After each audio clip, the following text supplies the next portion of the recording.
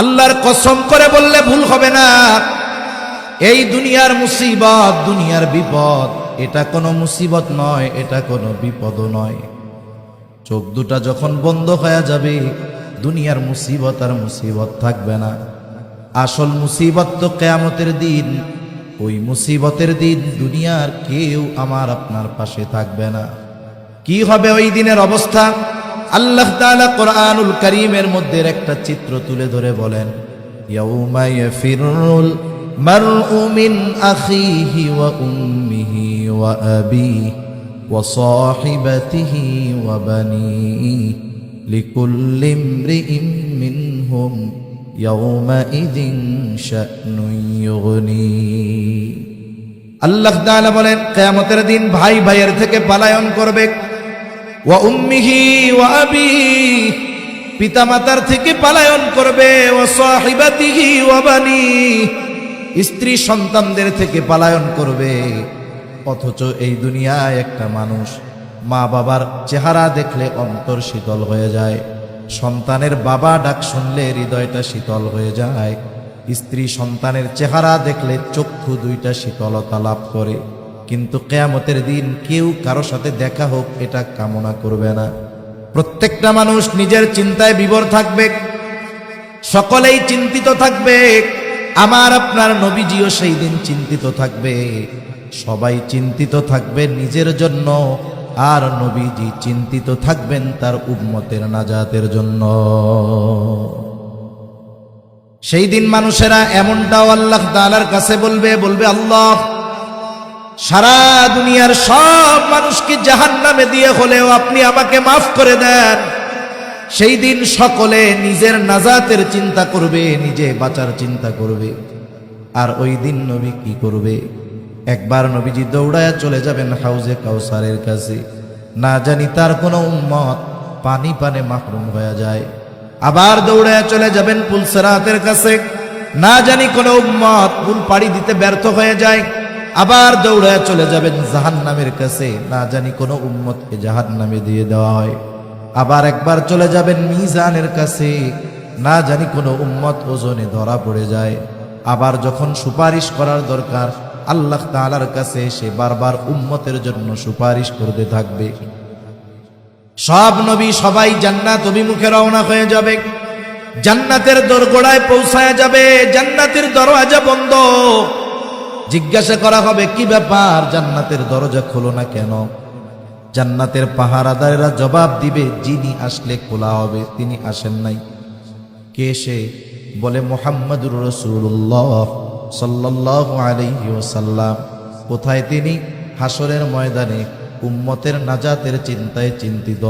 নবী ততক্ষণ পর্যন্ত জান্নাত অভিমুখে রওনা হবেন না, ততক্ষণ না তার ওই উম্মত যার মধ্যে যারা পরিমাণ ঈমান ছিল তার ব্যাপারেও যতক্ষণ না আল্লাহ তাআলার পক্ষ থেকে জান্নাতের নিশ্চয়তা নবী পাবেন, ততক্ষণ পর্যন্ত নবী নিজে জান্নাতের উদ্দেশ্যে রওনা হবে না।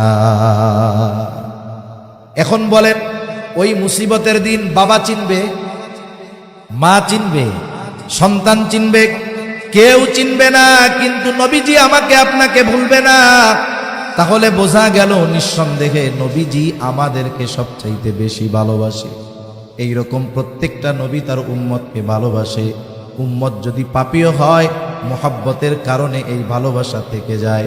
ইব্রাহিম আলাইহিস সালাম উম্মতের প্রতি ওই মুহাব্বতের দাবি নিয়ে আল্লাহ তাআলার কাছে বলতেছে, ওয়ামান আসানি ফাইন্নাকা গফুরুর রহিম। ইব্রাহিম আলাইহিস সালাম বলে, আর যে আমার আনুগত্য করে নাই সেও তো আমার উম্মত। ইব্রাহিম আলাইহিস সালাম মূলত এই কথা বলতে চায়, আপনি তো গফুর, আপনি তো রহিম, আপনি তো অতিশয় দয়ালু, পরম দয়ালু, আপনি তো ক্ষমাশীল। আপনি যদি চান আমার এই গুনাহগার বান্দাগুলারেও, উম্মতগুলাকেও মাফ করে দিতে পারেন। সুবহান। মূলত এই দোয়া করতেছে, কারণ একই কথা ব্যক্তি স্থান পরিবর্তনের কারণে বাক্যবিন্যাস, শব্দবিন্যাসের পরিবর্তন ঘটে কি ঘটে না?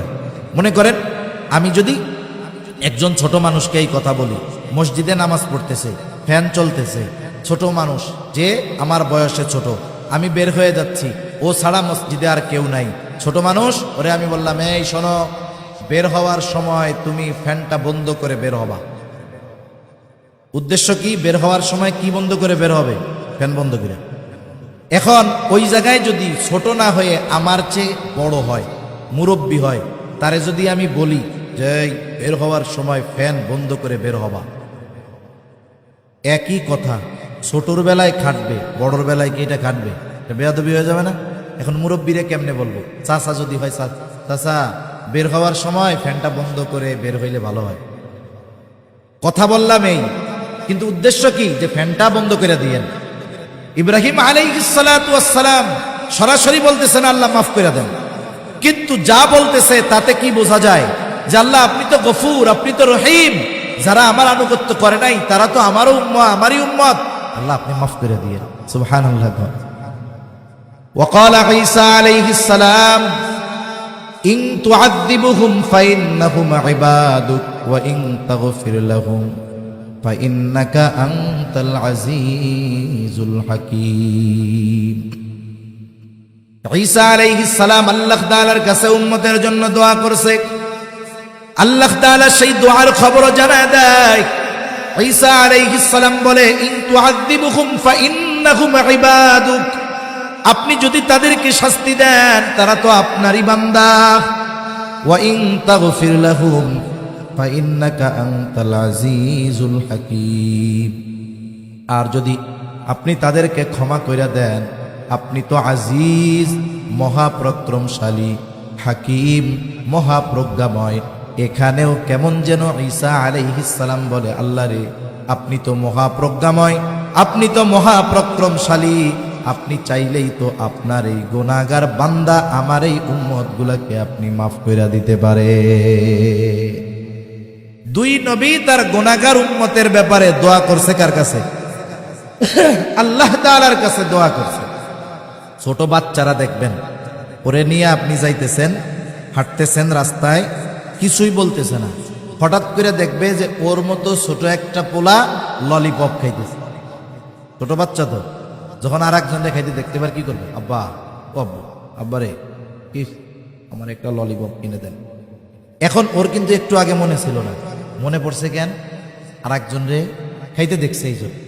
নবীজি উম্মতের চিন্তা সব সময় করেন, কিন্তু যখন এই দুই নবীর দোয়া তিলাওয়াত করছেন, তখন গুনাহগার উম্মতের প্রতি নবীজির অন্তরে মহব্বতের ঢেউ উঠে গেছে। সুবহান। এবার